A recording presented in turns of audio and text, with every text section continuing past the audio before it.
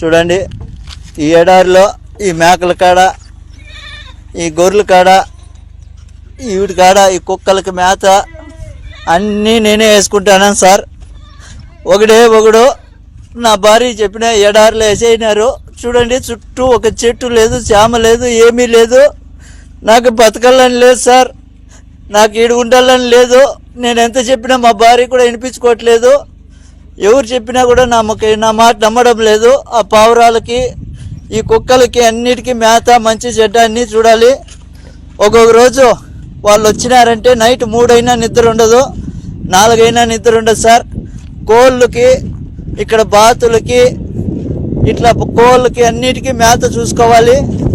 చెట్లు వచ్చేసి 2 కిలోమీటర్లు ఉన్నాయి సార్. ఆవిడికి నీళ్ళు ఎత్తుకుపోయి పోయాలా, క్యాన్లతో నీళ్లు మోసుకొని పోవాలా. ఈ జనరేటర్లు ఒకటంటే ఒకటి పని చేయడం లేదు. వాళ్ళకి చెప్తే వాళ్ళు కనీసం పట్టించుకోవడం లేదు. మొన్న మోటార్ చెడిపోతే మోటార్ కూడా కనీసము రిపేర్ చేయించుకొస్తానని ఎత్తుకుపోయినాడు. ఇంతవరకు తేలేదు సార్. నీళ్ళు క్యాన్లు మోస్తానన్న రోజు ఒక మోటార్ పని చేస్తుంది, చెప్పినా కూడా వాళ్ళు చెవుల్లోకి వేసుకోవడం లేదు. చూడండి ఈ పావురాలు, ఈ బాతులు, వీటికన్నిటికీ నీళ్లు పొద్దున్నుంచి మోయాలా, అన్నీ చేయాలి సార్. నేను ఒకటే నా వల్ల కావడం లేదు. ఎండకి సుస్థి అయిపోతుంది. ఇక్కడ పట్టించుకునే వాళ్ళు లేరు. ఇప్పుడు ఆయన వచ్చి 3 రోజులు అవుతుంది సార్. కనీసం నువ్వు తిన్నావా చచ్చినావా అని ఫోన్ కూడా చేయడం లేదు. ఈడ నాకు ఈ పక్క పాములు, తేళ్ళు ఎక్కువ ఉన్నాయి సార్. నేను చచ్చిపోయినా కూడా అడిగేవాడు లేదు సార్. ఈడ నా పరిస్థితి ఇట్లుండదు.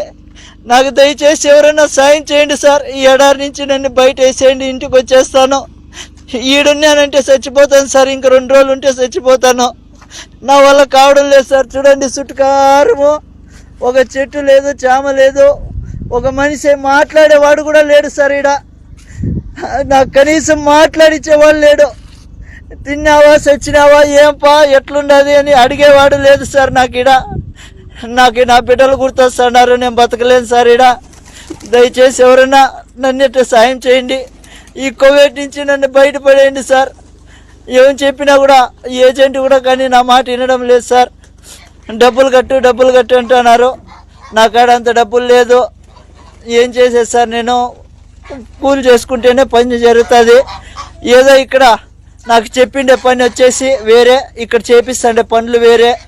ఎవరికి అడిగినా నాకు పట్టించుకోవడం లేదు సార్. నా వల్ల కావడం లేదు. ఎవరైనా దయచేసి నన్ను గడ్డకేయండి సార్. మీ కాళ్ళు పట్టుకుంటాను. లేదంటే ఇంకొక రోజు 2 రోజులు చూసి నేను ఆత్మహత్య చేసుకోవాల్సిందే సార్. నా వల్ల కావడం లేదు. మీకు ఎవరికన్నా కానీ దయ ఉంటే నా పైన కొద్దిగా దయ చూపించండి. ఎందుకంటే ఇంటికి వచ్చి కూలో నాలో చేసుకునైనా బతుకుతా, కానీ ఇక్కడికైతే బతకలేను. నా వల్ల కావడం లేదు సార్. 10 నుంచి సాయంత్రం దాకా ఒకటే పని ఉంటుంది. నా వల్ల కావడం లేదు. కనీసం ఇక్కడ మాట్లాడించేవాడు కూడా లేడు సార్. నా కర్మ వద్దు. ఇక్కడ నేను ఎంత బాధపడతానంటే అంత బాధపడతాను. మా భార్యకి ఫోన్ చేసి చెప్తే నాకా డబ్బు లేదబ్బా, నేనేం చేసేది, నేను ఎక్కడి నుంచి తీసుకురావాలి అందంటుంది. ఇంకా నేను ఇక్కడ బతకలేను సార్. నా వల్ల కావడం లేదు. దయచేసి నాకు మీద ఎవరైనా దయ చూపించండి సార్. చూడండి ఇక్కడ ఇసుక తుఫాను వస్తుంది సార్. ఆ రోజు వాళ్ళకి చెప్పినా కూడా వాళ్ళు రారు. ఇసుక తుఫాను ఉంటే రారు వాళ్ళు.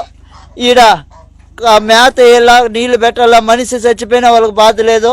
వీటన్నిటికీ మేత పెట్టాలా, నీళ్లు పెట్టాలి, అన్నీ చూసుకోవాలి సార్. కాబట్టి ఎవరైనా దయచేసి నా బాధ అర్థం చేసుకోండి.